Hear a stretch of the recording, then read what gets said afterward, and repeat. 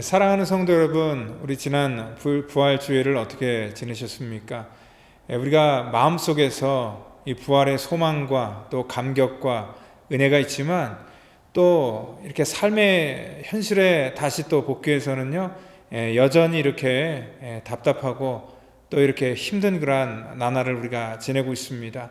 그래서 우리 지난주에 이어서 우리가 에스라서 오늘 마지막 한 번 더 말씀 나누고 이번 주 한 주간 내내 저희가 위로라는 그러한 주제를 가지고 말씀을 나누기를 원합니다. 오늘은 우리가 에스라 10장 1절부터 2절의 말씀을 가지고 같이 하나님의 말씀 나누기를 원합니다.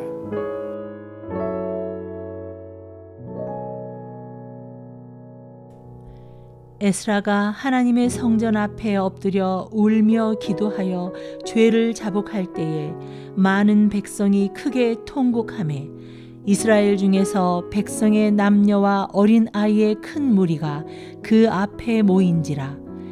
엘람 자손 중 여히엘의 아들 스가냐가 에스라에게 이르되 우리가 우리 하나님께 범죄하여 이 땅 이방 여자를 맞이하여 아내로 삼았으나 이스라엘에게 아직도 소망이 있나니. 요즘 같은 시대에는 우리가 참 위로가 필요합니다. 우리 어떠한 사람이든지 간에 지금 전부 다 이렇게 위로에 우리가 목말라하는 그러한 시대를 살고 있습니다. 큰 문제든 작은 문제든 우리가 서로 간에 위로를 해야 된다는 것입니다. 우리가 광야를 지난다는 것들에 대해서 몇 주 전에 말씀을 같이 나눴습니다. 광야를 지나갈 때 여러 가지 불편함이 있습니다. 그런데 그 많은 불편함도 있지만 또 때로는 그 신발 안에 들어간 그러한 작은 그 돌 하나가 우리의 삶을 또 굉장히 고통스럽게 만들 수도 있다는 것입니다. 그만큼 이 땅 가운데 고통의 문제는요, 크거나 작거나 모든 것들이 우리에게 힘든 것입니다. 그래서 우리는 어떠한 사람이든지 간에 하나님의 위로가 필요하다는 것입니다. 오늘 이 위로라는 주제로 같이 말씀을 전하기를 원하는데요. 특별히 제가 오래전에 어떠한 알지 못하는 분으로부터 저녁 늦게 전화 한 통을 받았습니다. 거의 한 저녁 9시 넘어서 저에게 긴급하게 전화 왔는데 어머니가 돌아가셨는데 저에게 임종예배를 드려줄 수 있느냐라는 그런 부탁의 전화였습니다. 저는 일면인식도 없기 때문에 사실 좀 약간 망설이기도 했지만 그래도 그분이 하도 다급하게 저에게 요청을 하셔서 그날 저녁에 다시 옷을 갖춰 입고 그분의 댁으로 가서 그분 어머니의 임종예배를 드리고 왔습니다. 제가 사실 찾아가서 뭐 특별하게 한 건 없습니다. 그냥 늘 하던 대로 임종예배를 드렸던 것이고 또 그분에게 위로의 기도를 해주고 왔습니다. 그런데 그분이요 너무나 제가 뭔데 저 한 사람 그냥 찾아가서 위로해주고 기도해주고 하나님의 말씀을 전해준 것 그것 가지고 큰 은혜를 받는 것을 보면서 이런 모든 사람들이 이렇게 우리가 삶 속에서 표현했던 그러한 작은 관심과 또 작은 위로가 오늘 그들의 삶 속에 크게 영향을 미친다는 것을 깨달으면서 그때부터는요 어떠한 부탁도 쉽게 거절하지 못하고 제가 직접 어떠한 부탁이든지 달려가는 그러한 목회의 방향이 되는 그러한 계기가 되었습니다. 오늘 여기 본문에 등장하는 에스라 역시 처음에는 큰 포부와 하나님이 주신 감동과 감격을 가지고 본국에 들어가서 사람들의 신앙개혁과 또 무너진 그러한 예배를 회복하고 또 절기를 회복하는 그러한 일들에 자기가 쓰임받기를 원했다는 것입니다. 처음에는 하나님 주신 감동이 있기 때문에 자신만만해서 갔을 수도 있습니다. 그런데 자기가 이러한 문제를 해결할 수 있겠다라고 이렇게 생각을 하면서 갔지만 실질적으로 맞닥뜨리는 삶의 문제는 그리 호락호락하지 않았다는 것입니다. 아무래도 굉장히 오랜 시간 동안 그들의 마음은 식어져 있었고 그들의 식어진 마음에 다시 불을 지피는 데까지는 굉장히 많은 그러한 시간이 필요했기 때문에 오늘 에스라는 사실 하나님의 그런 부푼 꿈을 가지고 그곳에 가서 말씀을 전했지만 그의 인생 속에 굉장히 낙심하고 절망할 수밖에 없었다는 것입니다. 오늘 그들의 삶 속에 자정 능력이 사실 없었습니다. 이 자정 능력이라는 것이 뭡니까? 자정 능력은 누군가 조금 도와줄 때에 스스로를 정화해 나갈 수 있는 능력을 우리가 자정 능력이다라고 얘기를 합니다. 그런데 이스라엘의 현실의 문제는 그렇지 않았습니다. 에스라가 조금만 힘을 보태주면 오늘 그들이 스스로 다시 하나님 앞에 회개하고 삶을 결단할 줄 알았던데 그들의 삶의 모습은 전혀 그렇지 않았다는 것입니다. 여러분들 얼마 전에 TV를 봤는데요. 어떤 봉사단체가 어떠한 집에 방문을 했습니다. 그런데 그 집은 자기 스스로가 아무것도 청소하거나 삶을 매니지할 수 있는 능력이 없는 그러한 가정이었습니다. 그래서 그 가정을 도와주기 위해서 봉사단체가 가서 집을 깨끗하게 청소해주고 정리해주는 그러한 일들을 했는데 처음에는 엄두가 나지 않았던 그러한 일들이 하나씩 정리되어지고 나자 그 사람은 다시 새로운 그러한 삶을 살 수 있겠다라는 그러한 결단을 가졌습니다. 그런데 놀라운 것은요, 아마 몇 달 후에 그 집을 다시 방문했는데 다시 또 원상태로 돌아가 버렸다는 것입니다. 여러분들 이게 바로 인간의 실존이라는 것입니다. 에스라가 깨달은 것이 뭐냐면요, 이런 그 에스라가 자신이 갖고 있던 어떠한 힘과 능력으로 해결할 수 있겠다라고 생각했지만 사실 어떠한 제도는 바꿀 수 있고요, 어떠한 외적인 것들은 바꿀 수 있지만 인간의 내면적인 문제와 인간이 가지고 있는 본질은 어떠한 인간의 능력으로 절대로 될 수 없다는 것을 다시 한번 깨닫게 되었다는 것입니다. 눈에 보이는 성전은요, 우리가 인간의 노력과 돈으로 세울 수 있지만 보이지 않는 성전은 절대로 인간의 능력과 인간의 힘으로 될 수 없다는 것입니다. 오늘 사람의 마음을 바꾼다는 것이 우리의 인위적인 그러한 노력과 능력으로 가능할까요? 제가 생각할 때는 거의 불가능하다라고 생각을 합니다. 더더군다나 영적인 일들은요, 이거는 불가능한 일입니다.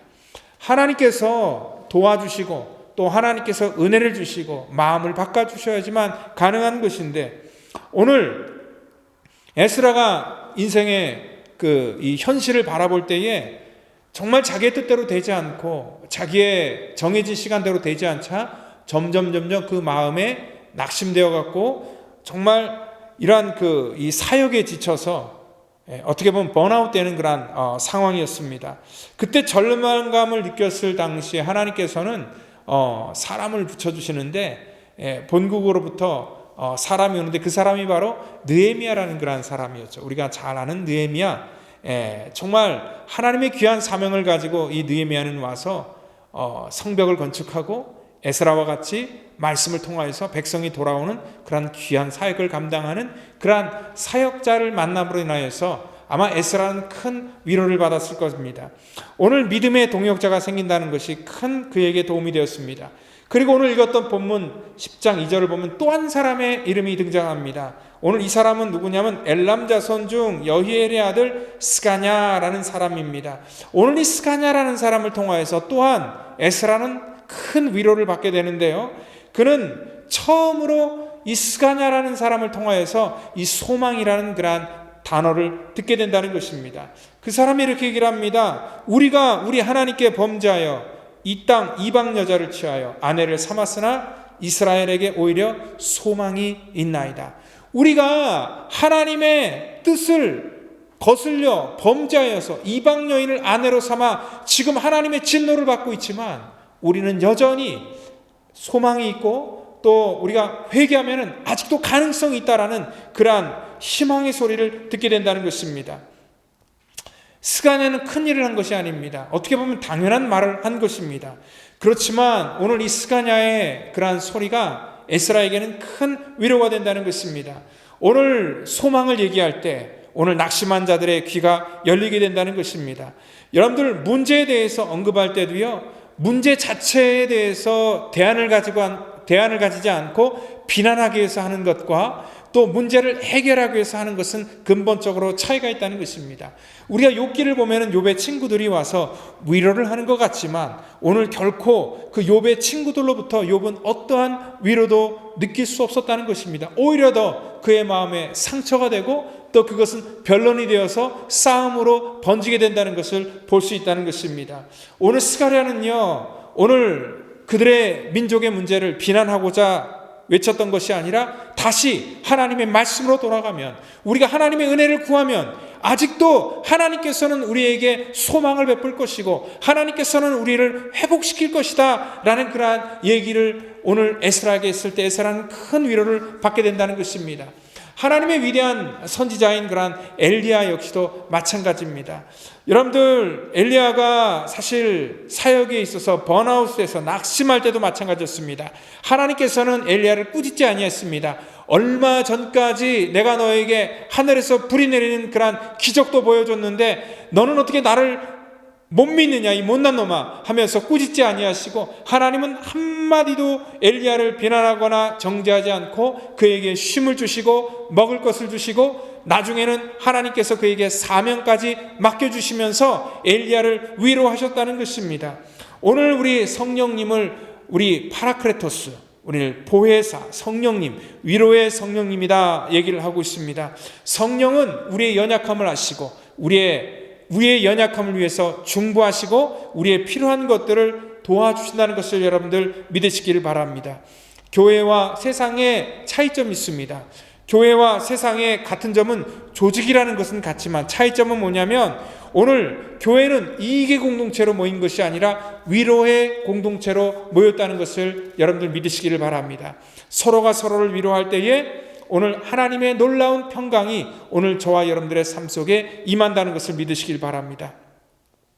에스라의 위로는요, 오늘 하나님의 일은 본인이 하는 것이 아니라 하나님께서 결코 사람의 마음을 움직여서 된다는 것을 그에게 알려주고 깨닫게 하였습니다. 전혀 불가능해 보였던 그러한 개혁이 시작됩니다. 오늘 자발적으로 이제 자기의 죄를 자복하고 회개의 열매가 그 땅 가운데 이어지기 시작했다는 것입니다. 오늘 절망 가운데서 절망을 얘기하는 것은 누구나 갈 수 있습니다. 그렇지만 절망 가운데서 소망을 얘기하고 낙심하는 가운데서 위로를 전하고 하나님의 은혜를 전하는 것, 이것이 바로 오늘 저와 여러분들의 맡겨진 사명이라는 것을 여러분들 믿으시고 오늘 위로의 공동체, 오늘 하나님의 사랑을 전하는 그러한 복된 여러분들의 입술이 되기를 예수님의 이름으로 축원드립니다. 다 같이 기도합니다. 하나님 감사합니다. 우리를 하나님의 위로의 공동체로 세워주셨습니다. 세상에서 낙심한 자들, 또 세상에서 상처받은 자들, 또 고통받은 자들, 마음이 눌린 자들, 어떠한 자든지 아버지 이곳에 와서 치료받고 회복되는 그러한 아굴람의 공동체가 될 수 있도록 하나님 이곳을 축복하여 주시옵소서. 아버지, 우리에게도 위로자가 필요한 것처럼 우리도 남을 위로하는 그러한 위로자로 하나님 많은 사람들을 세워 살리는 그러한 복된 은혜가 위로부터 흘러 넘치기를 저희들 간절히 바라고 나오니 우리를 축복하여 주시옵소서. 예수 그리스도의 이름으로 감사하며 기도드립니다. 아멘.